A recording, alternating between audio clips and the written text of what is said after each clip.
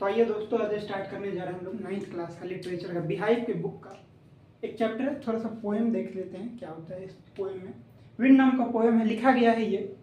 Original writer इसके जो है वो है सुब्रमण्यम भारती, तमिल लैंग्वेज में लिखे थे।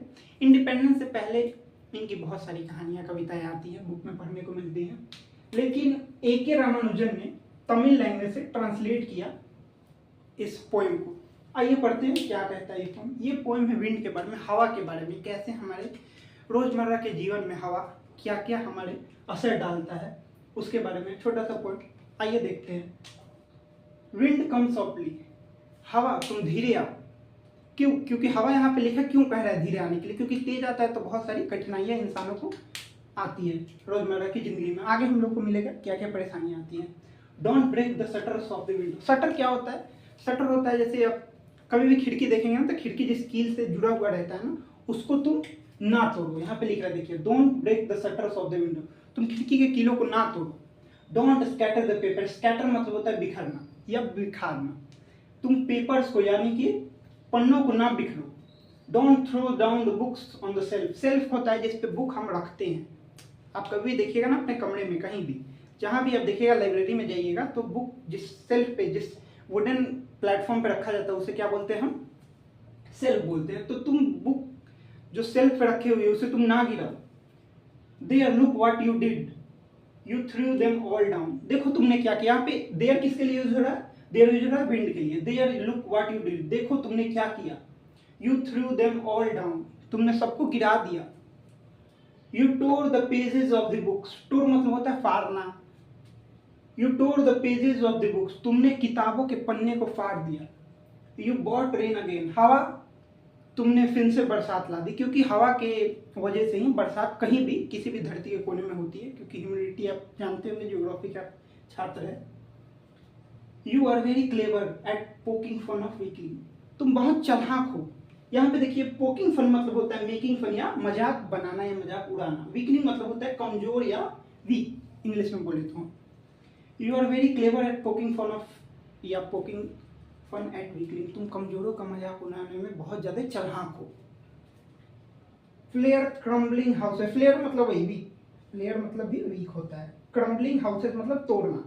क्रम्बलिंग मतलब होता है तोड़ना या टुकड़ों में बांट देना। तुम घर को तोड़ दिए, तुम दरवाजे तोड़ दिए। तुम राफ्टर्स मतलब क्या होता है? राफ्टर्स मैं बताता हूँ आपको, एक बार देखिएगा, आपने ग्लॉसरी होगा, आप एनसीईआरटी का बिहाइव पे बुक खोलेंगे, विंड के लास्ट वाले पन्ने पे देखिएगा ग्लॉसरी दिया है। वो 3 ग्लॉसरी इंपॉर्टेंट एग्जाम में हमेशा पूछे जाते हैं, तीनों को एक बार देख लीजिएगा क्या है। वहाँ पे राफ्टर्स का मीनिंग दिया है, एक वुडन ये होता है, कभी देखेंगे ना छत जिस लकड़ी के बीम से जुड़ा हुआ रहता है उसको बोलते हैं क्या? राफ्टर्स। तुम उसे भी तोड़ दिए। क्रम्बलिंग वुड, तुमने लकड़ियों को भी तोड़ दिया। क्रम्बलिंग बॉडी, तुमने इंसानों के शरीरों को भी नुकसान पहुंचाया।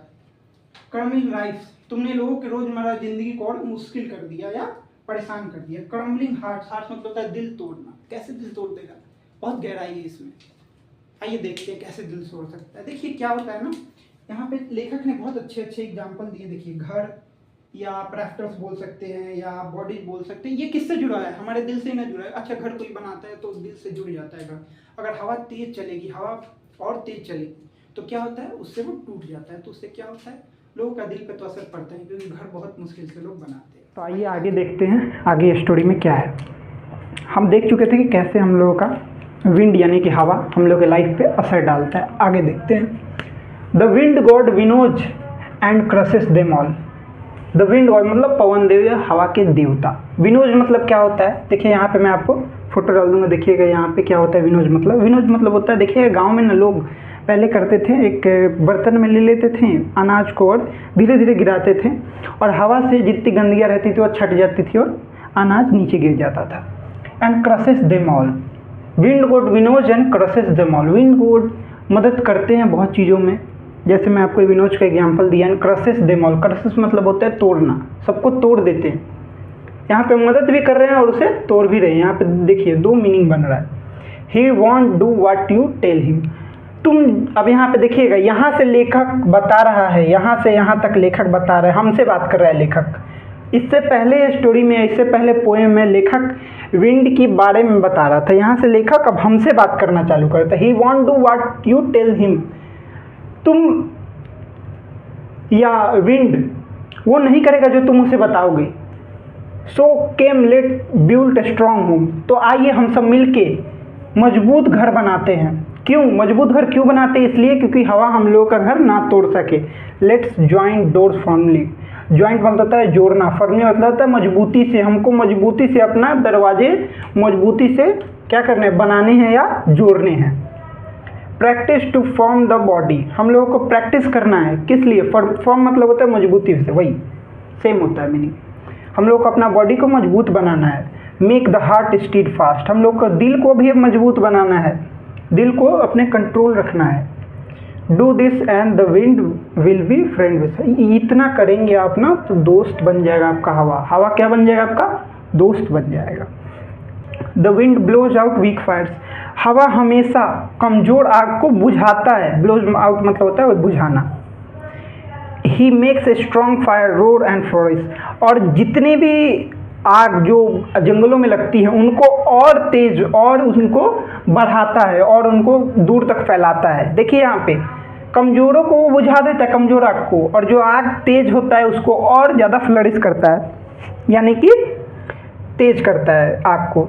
हिज फ्रेंडशिप इज गुड, उनकी दोस्ती अच्छी है। किसकी यहाँ पे बात कर रहा है? हिज मतलब विंड, विंड की दोस्ती अच्छी है। वी प्रेज हिम एवरीडे, हमको उनका हमेशा शुक्रिया अदा करना चाहिए। देखिए इस पोएम में लेखक हमें ये बताना चाह रहे हैं ना कि रोज़मर्रा की ज़िंदगी में कैसे हम लोगों का विंड असर डालता है और हम लोगों को कैसे उससे लाइफ में हमको क्या क्या कठिनाइयों का सामना करना पड़ता है। लेकिन लेखक ने एंड में ये भी बताया है कि हमको कैसे विंड से बच के रहना है और कैसे हम लोगों को विंड का दोस्त बन के रहना है, तभी हम उसे वो दोस्ती कर पाएगा।